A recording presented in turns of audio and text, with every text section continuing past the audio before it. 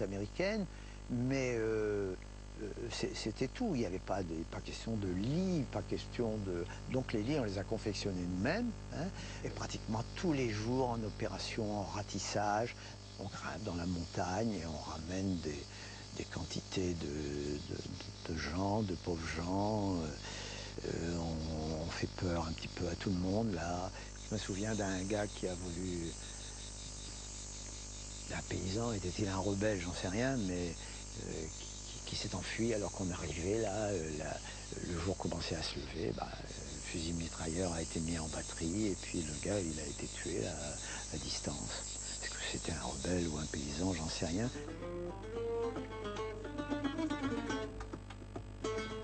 Le 20 août 1955, coupés des autres régions, harcelés par les forces françaises, les chefs FLN du Nord constantinois décide de mobiliser la population et de la lancer contre les Européens civils et militaires. Ces émeutes font 123 morts, dont 71 victimes européennes. La répression est impitoyable. Elle fait officiellement 1273 victimes musulmanes et selon le FLN, 12 000. Suite à ces événements, de nombreux Algériens rejoignent la rébellion. On se faisait livrer des grosses barres de glace. Et ce matin-là, ma mère, qui ne voulait jamais bouger de chez elle, avait décidé qu'on devait aller à la plage ce jour-là. Et qui est-ce qui nous livre ces grosses barres de glace? C'était un arabe. Et il suppliait ma mère, ce jour-là, il lui disait « Reste chez toi, ne bouge pas ». Et ma mère, butée, qui avait décidé ce jour-là de passer sa journée à la plage, elle a dit non, ça y est, mes pizzas sont faites, on s'en va. On arrive à la plage et là on apprend tout ce qui s'est passé. Et là, bien sûr, on était bloqués à la plage. Les hôtels nous refusaient l'accès parce que tout le monde arrivait, c'était la panique générale. On a quitté la plage en voiture et là, c'était l'horreur. Du sang partout. Mais bien entendu, on a entendu parler, on était d'ailleurs effrayés par ce qui s'est passé après. Parce que bon, on raconte que les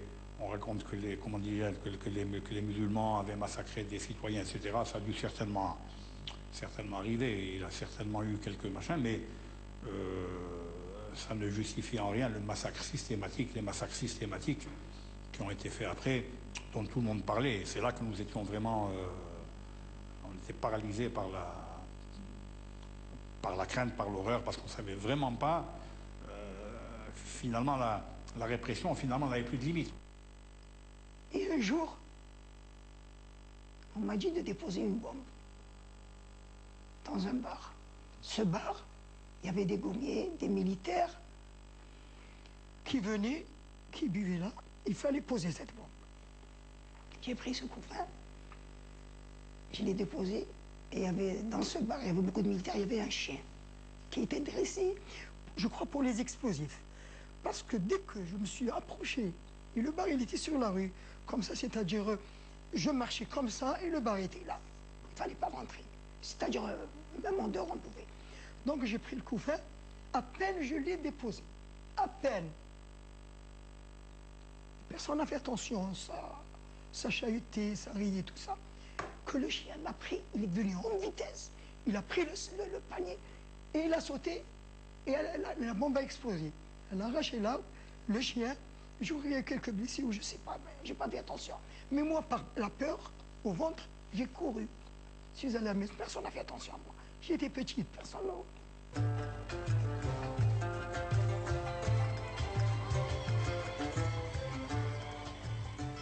En France, les élections législatives de janvier 1956 amènent la gauche au pouvoir sur un programme de paix en Algérie. Très rapidement et sous la pression de la rue d'Alger, Guy Mollet, président du Conseil, privilégie le rétablissement de l'ordre. Le 12 mars à Paris, il fait voter par l'Assemblée nationale les pouvoirs spéciaux, ce qui lui permet de renforcer les effectifs militaires. Déjà, les renforts arrivent à Alger. Un pont aérien va être établi qui poursuivra sans discontinuité ce transfert de force. Il s'agit avant tout de maintenir l'ordre, sans lequel il n'y aura ni réconciliation, ni pacification, c'est la volonté affirmée du gouvernement. Cette malheureuse compagnie qui était partie en opération pour aller voir, soi-disant, des suspects dans un village, était partie sans unité de feu. Ça veut dire que les chargeurs de FM n'étaient pas à pleine charge, parce que c'est moins lourd à transporter, et sans radio. Parce que là aussi, les radios avaient la réputation d'être lourdes et de ne jamais marcher comme il fallait. Donc ils étaient partis. Donc ça a été... ils se sont fait massacrer, là. On a été avertis de cette embuscade par un sergent qui a couru pendant les 4 ou 5 kilomètres, et les renforts, donc, qui sont arrivés trop tard, juste pour ramasser les morts, que l'on a donc ensuite nettoyé. J'ai fait ça avec un autre camarade. On n'était que 2 d'ailleurs à faire cette trappe parce que les autres étaient complètement traumatisés. Et il y en a un qui, passant devant nous pendant cette opération, a quand même dit « Ah putain, t'as raison, la haine, ça peut engendrer que la haine. » Et il m'a dit ça devant le camarade, mon meilleur camarade qui venait d'être tué, Bernard, et qui avait été émasculé. Pour vous dire que de l'autre côté aussi, il y avait ce type d'exaction. Voilà. Voilà, une fois, j'en rigole parce que on m'a donné un sac à la rue Tarentaise, je me rappelle, à Saint-Étienne, et moi j'étais en vélo. Et il y avait un contrôle de police terrible, personne ne passait. Et moi je suis passé avec le vélo, en plus j'étais petit, le vélo était plus grand que moi. Et au contrôle, ils me disent, dis donc, qu'est-ce que tu as dans ton sac? Et moi, pour rigoler, j'ai dit, c'est un pistolet. Et ils ont rigolé. Et en fait, c'est vrai que c'était un pistolet que je devais ramener là-bas, mais je ne savais pas, moi. On m'a donné ça, porte-le. Je l'ai amené à celui qui était destinataire. Et on devrait aller du côté de Chelia pour rejoindre un responsable du MNA dans le maquis. Malheureusement, puisqu'il y avait la division, on est tombé dans le fief du FLN. On est tombé sans le vouloir,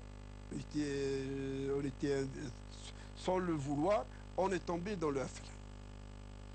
Voilà, après on est resté avec eux, ils nous ont fait un genre de débat.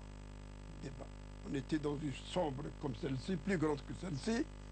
Après, Amran, il me dit à moi, il me dit comme ça, il me dit, vous savez pas qu'on n'est plus d'accord avec Missad.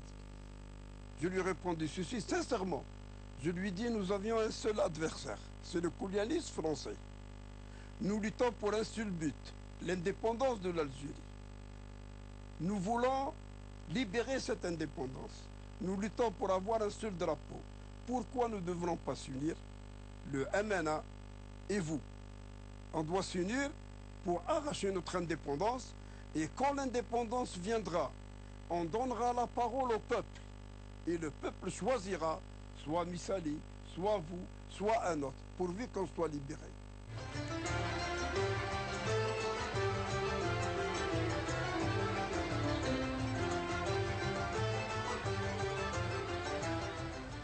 La lutte entre la nouvelle organisation de Messali Hadj, le MNA, Mouvement nationaliste algérien, et le FLN, fera 10 000 morts et privera la future Algérie d'un grand nombre de cadres bien formés. Un jour, il est rentré, puis il me dit, il m'appelait Matera. Matera, tu mets-toi un pantalon, on part, on avait un petit bateau. Hein. Il me dit, je t'amène dans le bateau et tu vas apprendre à tirer. Alors, on part, c'était la nuit, hein, parce qu'on ne pouvait pas le faire dans la journée. Et il m'apprend à tirer à la carabine, au revolver, un beau petit barillet. Et après, il me dit, maintenant, tu vas apprendre à dégoupiller une grenade. Ah non, je veux pas. Pense à tes enfants, pense à tes enfants. Alors là, quand on dit à une mère, pense à tes enfants, donc j'ai appris à dégoupiller les grenades. À Alger, pour dénoncer les arrestations et les disparitions, l'UGEMA, Union générale des étudiants musulmans algériens, organise le 19 mai une grande grève des étudiants et lycéens. Pour échapper à la répression, de nombreux jeunes gagnent les maquis. Étant membre du bureau, je devais me passer dans la clandestinité, sinon j'étais arrêtée. Alors j'ai pris le premier train à 7 h du matin. Et j'avais donc, on m'a donné l'adresse du docteur Nakash, que j'ai cité tout à l'heure. Il m'a accueilli dans sa villa au Oran. Il y avait déjà quelques étudiants qui m'avaient précédé. Et là, j'ai été formée par lui pendant 3 semaines pour pouvoir acquérir des connaissances médicales succinctes pour pouvoir me rendre utile dans les maquis. Pour nous, c'est la période de pénétration, la période de sensibilisation des populations. C'est-à-dire qu'il y avait un responsable politique, qu'on appelait commissaire politique, c'est lui qui faisait la sensibilisation sur le plan politique. Il y avait l'unité, la compagnie, pas encore la compagnie, mais des unités qui montraient un peu sur le plan militaire. Et personnellement, dans notre domaine, on soignait la population. Le FLN, en réaction à un attentat contre-terroriste à la Casbah, et pour soulager les combattants des maquis, décide de lancer une campagne de bombes sur Alger.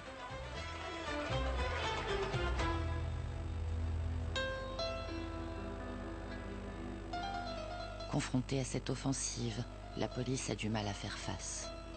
En janvier 1957, les autorités civiles donnent les pouvoirs de police au général Massu et aux parachutistes pour réduire la campagne terroriste.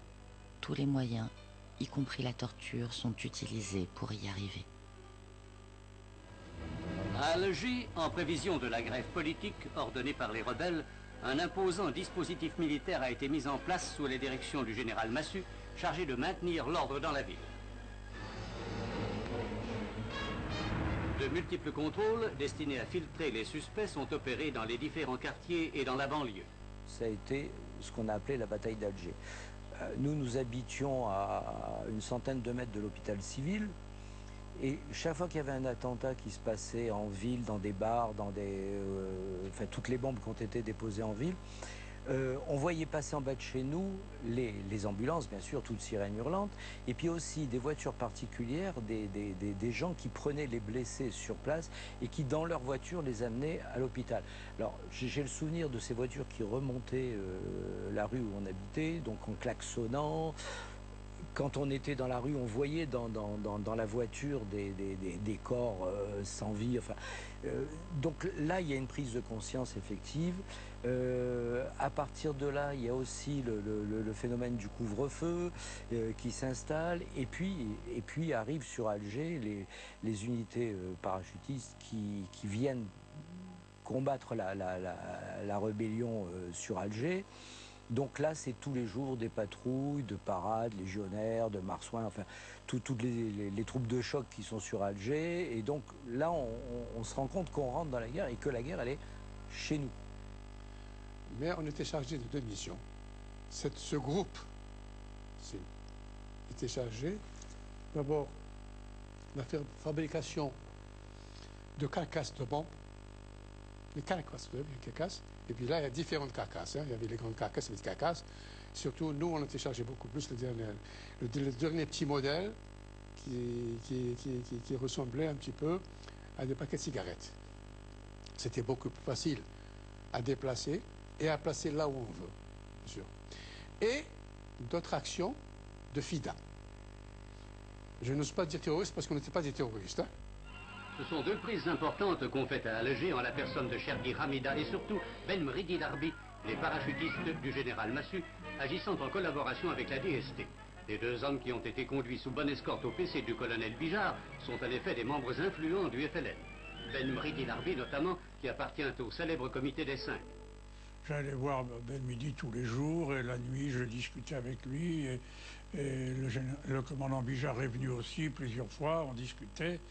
Et on a découvert là un chef de valeur et lui dit, mais vous savez, maintenant que vous êtes ici, la guerre d'Algérie est gagnée. Alors je me souviens très bien de ce qu'il m'a dit. Il m'a dit, mais non, la guerre d'Algérie n'est pas gagnée. Un autre prendra ma place. Et puis un jour, un soir plutôt, le commandant Bijard me dit, Allaire, on va venir chercher Ben Midi. C'est les gars d'Ossares qui vont venir, donc tu leur donnes. Bien. Je ne connaissais pas le commandant Sarès, mais j'en avais entendu parler. Je savais qu'il avait des missions spéciales qui ne me concernaient pas et qui ne me regardaient pas. Mais